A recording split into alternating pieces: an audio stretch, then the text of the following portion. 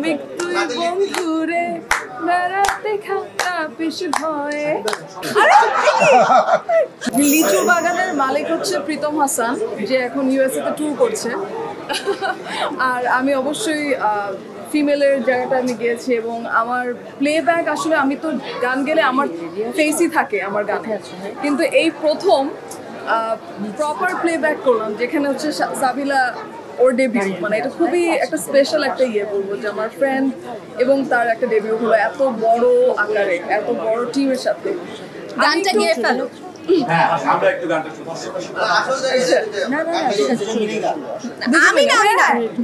কেমন প্রেমিক তুই বন্ধুরে বেড়াতে খাতা পিছু ভয়ে, কেমন। হ্যাঁ হ্যাঁ, সবাই সাবিলাও কেউ না, সাবিলার গাওয়াও খুব খারাপ, শুধু গাইতেছে সেই একসাথে গাওয়া লাগবে। কেমন প্রেমিক তুই বন্ধুরে বেড়াতে খাতা পিছু ভয়ে, কেমন প্রেমিক তুই বন্ধুরে বেড়াতে খাতা পিছু ভয়ে, পারলে বেড়া ডিঙ্গায় আসো, পারলে বেড়া ডিঙ্গায়। বাস, আর হবে না।